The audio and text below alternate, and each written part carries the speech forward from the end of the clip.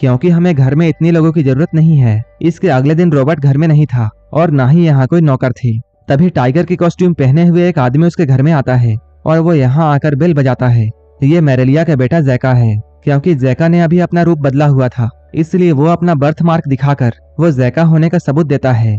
अपने बेटे को देखने के बाद मैरेलिया बाहर आती है। वो जैका को अंदर जाने से रोकती है, लेकिन जैका जबरदस्ती अंदर जाता है। मैरेलिया उसे किचन में खाना देती है। उसी वक्त टीवी में एक डकैती की खबर चल रही थी। हम लोग देखते हैं जैका एक डकैत है जो कि डकैती करने के बाद एक कार्निवल की भीड़ में छुपकर यहाँ तक आया था। इसलिए वो यहाँ आने के लिए कॉस्ट्यूम पहना हुआ था ताकि पुलिस की नजर उस पर ना पड़े। वो मैरेलिया से कहता है तुम रॉबर्ट से कहकर मेरे चेहरे की सर्जरी करवा दो ताकि पुलिस मुझे पहचान ना पाए। मैरेलिया कहती है रॉबर्ट ऐसा कभी भी नहीं करेगा। इसके बाद मैरेलिया उसे जाने के लिए कहती है, लेकिन जैका शराब ढूंढने के लिए यहाँ वहाँ भटकता है। तभी उसकी नजर स्क्रीन पर पड़ती है। यहाँ वो वेरा को देखता है। वेरा अभी योगा कर रही होती है। जब जैका उसे कैमरे से देखता है तब उसे वो फौरन पहचान जाता है। वो मन ही मन में ये सोचता है आखिर ये लड़की जिंदा कैसे है, ये तो मर गई थी। इधर वलेरिया किचन में छुपाई हुई गन को लेकर जैका की तरफ पॉइंट करके उसे यहाँ से जाने के लिए कहती है, लेकिन जैका मौका देकर वलेरिया से गन छीनता है और इसके बाद वो उसे बांध देता है। वो सीधा वेरा के कमरे में जाता है। वेरा के कमरे का डोर लॉक था। वो फिर से वलेरिया के पास आता है और उसे धमकाकर चाबी ले लेता है। इसके बाद वो चाबी लेकर सीधा वेरा के कमरे में जाता है। वो इस डोर को खोलकर अंदर जाने की कोशिश करता है। वेरा अंदर से धक्का देकर जैका को बाहर गिरा देती है। वो उस पर हमला भी करती है, लेकिन जैका बहुत ताकतवर था, इसलिए वो वेरा को पकड़ लेता है और इसके बाद वो कमरे के अंदर लाकर उसके साथ जबरदस्ती करता है। जैका अभी वेरा के साथ इंटीमेट हो ही रहा होता है, तभी रॉबर्ट अपने घर आ जाता है। वो आते के साथ कैमरा में ये सब कुछ देखता है। देखने के बाद वो अपनी पिस्टल लेकर सीधा वेरा के कमरे में जाता है। वो यहाँ पहुंचते ही जैका पर फायरिंग करता है और उसे जान से मार देता है। वलेरिया को ये देखकर बहुत दुख होता है। वलेरिया ये सोचती है काश वो जैका के साथ वेरा को भी मार देता। इसके बाद रॉबर्ट जैका की बॉडी को ठिकाने लगाने के लिए यहाँ से लेकर जाता है। इसके बाद वलेरिया वेरा को रॉबर्ट और जैका के बारे में बताती है। वलेरिया कहती है रॉबर्ट और जैका सौतेले भाई हैं। जैका उसे एक घर के नौकर से हुआ था। जब जैका पेट में था तब वो इसे छोड़कर भाग गया था और रॉबर्ट उसे उसके पुराने मालिक से हुआ था, लेकिन उसने रॉबर्ट को लेकर अपनी बांझ बीवी को दे दिया था और उसने सबको ये बताया था कि वो उनका बेटा है। कानूनी तौर पर वो लोग रॉबर्ट के पेरेंट्स थे, लेकिन वलेरिया को भी रॉबर्ट से बहुत प्यार था, इसलिए वो रॉबर्ट के घर के काम को करके उसी के साथ में रहती है। वेरा पूछती है जैका को ऐसा क्यों लगा था कि वो मुझे जानता है, जिसके जवाब में वलेरिया उसे बताती है रॉबर्ट ने अपनी वाइफ सिंड्रेला का चेहरा उसे दिया है, जिसकी मौत एक कार एक्सीडेंट में हुई थी। साथ ही साथ वो वेरा को यह भी बताती है जैका सड़क और गलियों में बड़ा हुआ था, जिसकी वजह से वो बदमाश बन गया। एक दिन वो पुलिस से छुपने के लिए मेरे घर में आया था और यहाँ आकर उसने रॉबर्ट की वाइफ सिंड्रेला को देखा और इसके बाद इन दोनों को यहाँ पर एक दूसरे से प्यार हो जाता है। कुछ ही दिनों के बाद वो दोनों घर से भाग जाते हैं, लेकिन भागते हुए उनकी गाड़ी का एक्सीडेंट हो जाता है, जिसमें जैका तो बच जाता है, लेकिन सिंड्रेला का चेहरा बिल्कुल जल चुका था। इसके बाद रॉबर्ट अपनी वाइफ सिंड्रेला को घर लाता है। यहाँ लाने के बाद वो घर के सारे शीशे बाहर फेंकवा देता है ताकि सिंड्रेला अपना चेहरा ना देखे। लेकिन एक दिन इनकी बेटी बाहर बैठकर खेल रही थी, तभी सिंड्रेला अपने बेड से उठकर खिड़की की तरफ जाती है और वो खिड़की के शीशे में अपने आप को देखती है। वो अपने चेहरे को देखकर बहुत चिल्लाती है क्योंकि उसका चेहरा बहुत डरावना हो चुका था। इसके बाद वो तुरंत उस खिड़की से कूदकर अपनी जान दे देती है। जब रॉबर्ट की बेटी ये सब देखती है तब वो सदमे में चली जाती है।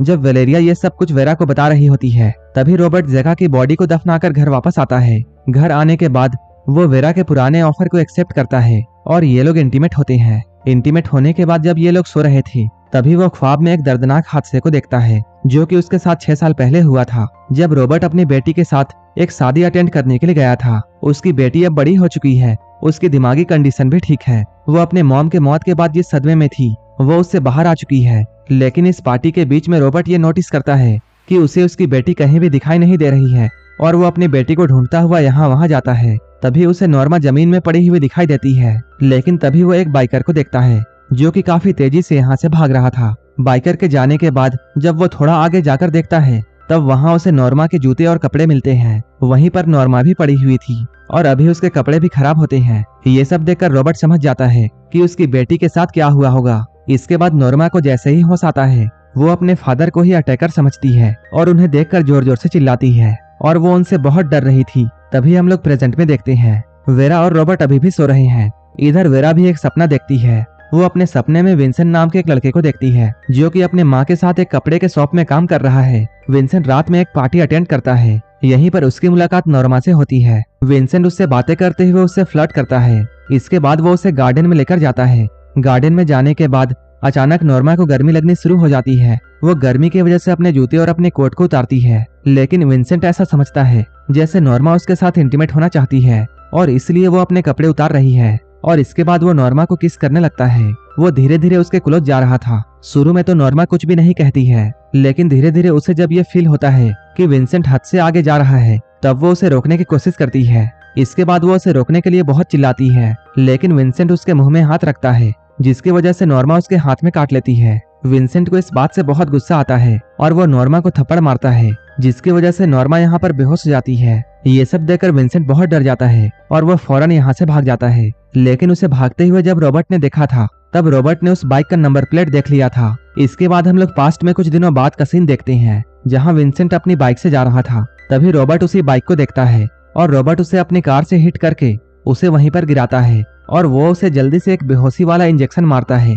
जिससे विंसेंट वहीं पर बेहोश हो जाता है। इसके बाद विंसेंट उसे उठाकर अपने साथ लेकर जाता है और उसे अपने घर के एक पुराने गैराज में बंद कर देता है। यहाँ पर विंसेंट जब भी चिल्लाता था, रॉबर्ट उस पर ठंडा पानी डालकर उसे टॉर्चर करता था। वो खाने के लिए सिर्फ उसे चावल और पानी दिया करता था। इधर हम लोग विंसेंट की माँ को देखते हैं, जो कि पुलिस के पास गई है ताकि वो विंसेंट के मिसिंग होने की रिपोर्ट लिखा सके।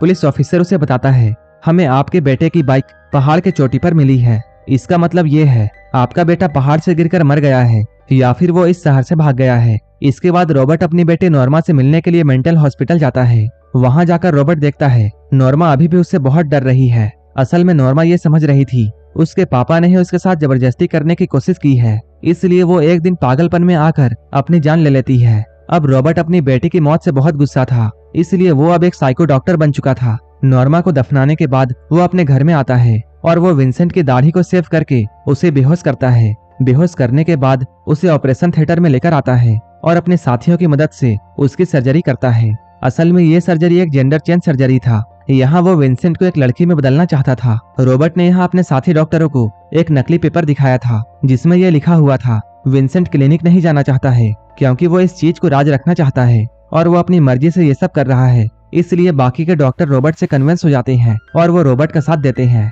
और ये लोग रॉबर्ट के घर में आकर उस ऑपरेशन को करते हैं। कुछ समय के बाद जब विंसेंट को होश आता है, तब वो इस कमरे के अंदर अपने आप को अकेला देखता है। अब इससे आगे की लाइफ विंसेंट के इसी कमरे में गुजरती है। अब वो अपने प्राइवेट पार्ट का भी ख्याल रखता है, जो कि रॉबर्ट ने उसे सर्जरी के बाद दिया है। जैसे ही विंसेंट का प्राइवेट पार्ट ठीक होता है, इसके बाद रॉबर्ट धीरे धीरे विंसेंट के बाकी पार्ट्स को भी लड़कियों वाला कर देता है। रॉबर्ट सर्जरी के जरिए उसे औरत वाले जिस्म और आवाज देता है। रॉबर्ट उसे एक सूट लाकर देता है ताकि उसकी बॉडी स्लिम हो जाए और उसकी बॉडी को एक अच्छी शेप दी जा सके।